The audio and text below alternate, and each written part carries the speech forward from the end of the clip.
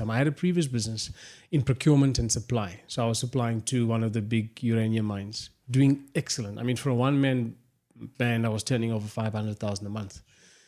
And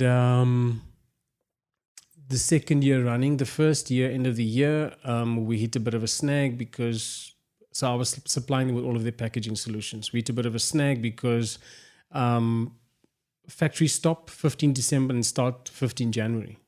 Now the mine wanted to start again 15th of January, and I didn't have stock for them. So come the end of this year, I decided, no, I'm going to be ready. I'm going to sit with 400,000 stock for them. So when we start in January, I'm going to be ready. And yeah, it's just one of those things. I mean, uranium was doing excellent for all the years before me. And, you know, when I started, it was still doing good. That November, something happened with uranium. The shares went down by like 60%. All of a sudden, the mine didn't know what they wanted to do. And yeah, I'm sitting with 400,000 of stock. So that was something that was, you know, I thought, okay, I'm doing proper planning. But yeah, you know, the markets had a mind of their own. So, you know, external. But the reason I mentioned this one is I should have diversified earlier.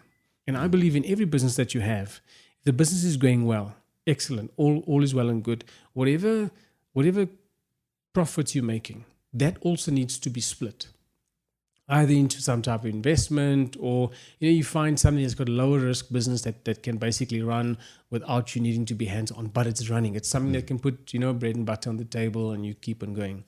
And I feel that had I done that, the recovery or the close of that business wouldn't have been so harsh, because there would have been something else that would have been carrying on. Yeah. So you feel like wouldn't have been as severe of a mistake, if I can say it like that. Yeah. I mean, let's just say, like I said, turning over 500,000 a month, let's just say I decided to go into property. Right. Bought 1 or 2 properties. I could have. Rentals or something. Yes. Yeah. But yeah, we just feel we need so many things when things go well, and bigger house and bigger all of these other things. Sure. And yeah, I was reading this book, Rich Man Poor Dad, after a long time. And I mean, the thing the Rich Dad talks about is, we think a big expensive property is a big asset.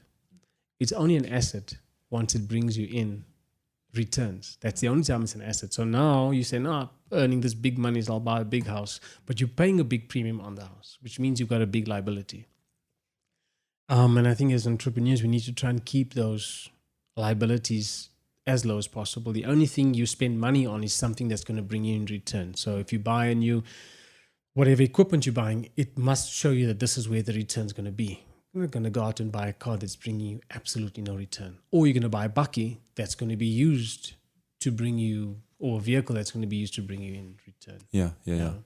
Sure, that's what I've seen is it's easy to, I've read Rich Dad Poor Dad, and I think I've also fallen into the trap, of you read the stuff and then you agree with it intellectually, mentally it's you're sort of like, say, this is such an amazing golden nugget here. You sort of, put it away and you say, no, I'm gonna actually do this. And then the money starts coming in, and I think you're caught into this greed trap.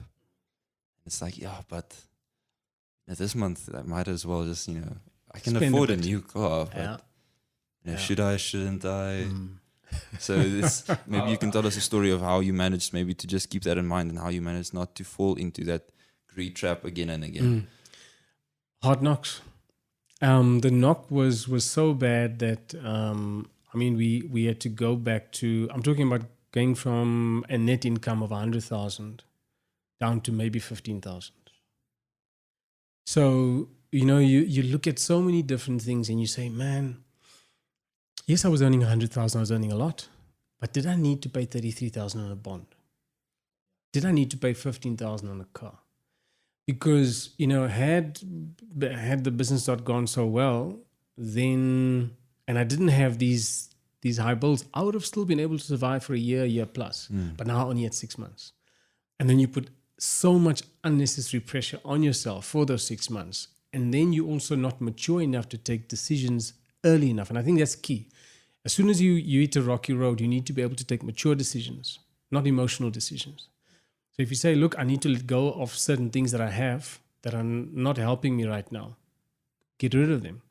Don't worry about what people think, because people don't help you when you're down on your knees. True. So you need to do what's good for you. And like with me, a family man, and my responsibilities, and so I think that's key.